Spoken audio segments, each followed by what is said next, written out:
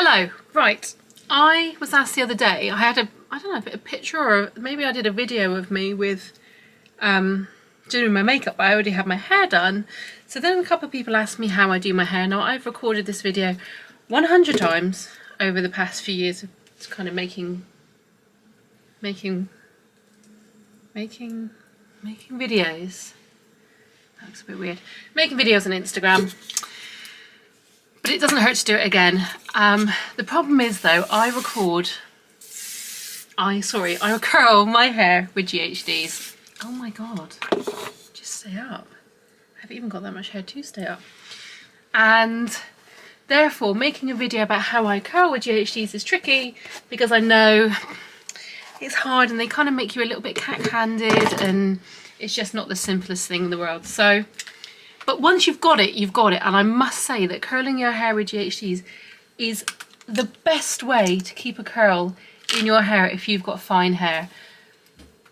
Which I do. I have fine, perfectly straight hair. I've just washed my hair and let it dry naturally, and you can see it's, you know, it's dead straight. There's nothing, there's not even a wave to pick up on it. The last time I had my hair done, I don't know if you remember me telling you, was when I had some more blonde put in it last minute just because I was in a rush and I had it done just locally to me, and it was a massive regret because they didn't do it properly. And at the end the girl said, oh, if you want some volume and curl in your hair, I'll just diffuse it. And I was like, oh no, I've got straight hair, you can't, you know, it won't, that's literally impossible. And she's like, yeah, no, it makes it wavy. I was like, how can you be a hairdresser? How can you even discredit the industry so badly to tell people that kind of advice? And she would have let me sit there. I mean, if I didn't know any better, I would have been tried to, anyway, listen, we're going massively off topic. What I'm doing is rushing through the first section because I'm not even seeing what I'm doing, I'm just kind of doing it by feel, because I want to get to the second section. So I have longer sort of, obviously your hair is longer from the top of your head than it is if it's growing from the base of your neck. So I want to show you in slightly longer sections. I just want to get this bit curled and out of the way before I move on to that section. So as you can see, I've done that I do about inch sections.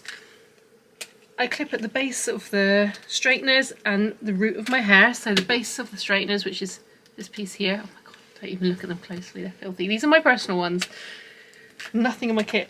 And then at the root of my hair, I do one 360 rotation and then I take them away before it gets to the end because I want the ends kind of straight, which I think makes it all look a little bit more modern. So I've got that section out of the way. Now I can bring down another section and actually show you kind of a little bit more clearly what I do with a longer and cleaner section. So let's move on to that. Okay, so we've got this length here. I've popped in a bit of hairspray, a bit of L-net before you curl, or well, maybe not texturising straight before, a bit of L-net, a bit of fine hairspray before you curl, brush that through, take a 1-inch section, and you remember what I said about sorry, I'm looking into my viewfinders because I haven't got a mirror in front of me, the base of the straightener to the root of the hair. I always point nose to the ground, one full rotation. So you're going to need your other hand there, see my other hand's not holding it, to help me twist, pull down and let go before I reach the end. The reason it's jagging a little bit through it is just because of the hairspray. If your hair is really clean and you think your hair will keep a curl without any spray before you curl, fine, but I always like to get a coating on. I've also got mousse in my hair, I've got hair protection in, I've got Colour Wow cocktail for my ends. So I've got a lot of products in my hair, one to give it texture and two just to protect it a little bit before I'm curling anyway, because obviously these are extremely hot.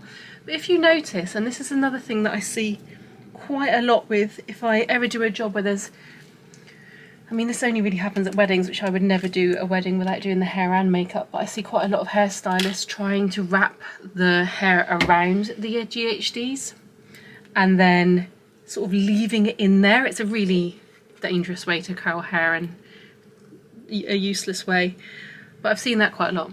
So never keep the hair in one place at one time, always keep the barrel moving down through the shaft of the hair.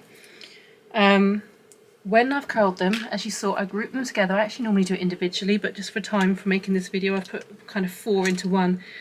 I wrap them into a loop. Let me show you on an individual one.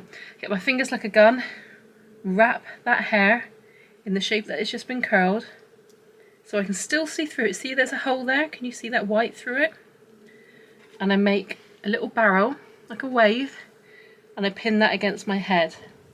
So that wave, I can still put my finger through, that is still lifted off the top of my head, so it keeps that shape. If you roll it, that some people, let me show you, like some people will take a section, here's one more here.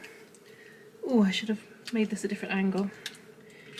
You curl it in a barrel, and then I see people wrap it around their fingers as if they're pin curling it, and then like clip it against the head flat like this. It's not the worst way, but you will lose any volume that way because you're flattening it. Let's get this front section down and then show you just the fronts, because that might again be a bit clearer to see. Okay, last section that I'm going to take on camera. 1 inch section, root, nose facing down, root of hair, base of straighteners, 1 full rotation, using my bottom hand to help me guide that down through, because obviously your wrist does not go 360 as much as I'd like it to. So I start turning with this hand here, and then I let go and use my fingers just to pull that down. You can touch the straighteners at the end, they're not that hot. Because a lot of people think they've got to try and manipulate their hand around 360. You don't, just give yourself a little nudge, work it around a little bit with the ends. So we're facing down, 360 turn, pull down through, let go. Nose to floor, root, 360, pull down through. You might even have your own way of doing it. Again, I'm going to group these into one big pin curl that I'm going to kind of clip on the top of my head. Just use a clip to get that on there. And yeah, that's it. And in a second I'm going to take it down and show you what it looks like. Okay, let's take all of this out. Get all this out of the way. Normally I would actually leave this in while I was in the taxi on the way to a job, but I'm going to just spray a little hairspray into my hairbrush and just brush it through a little bit. It's going to look really flat and really rubbish. I want it to stay, and somehow, for some weird reason, brushing it really helps it to stay. Now it is also super duper clean, so that never helps, even though, like I said, I've put the sprays into it. And then you just want to have a little fiddle. If you want it more separate and more bitty, put your hairspray through it and just tousle it up a little bit, and that will make the fluffiness from brushing it kind of go away.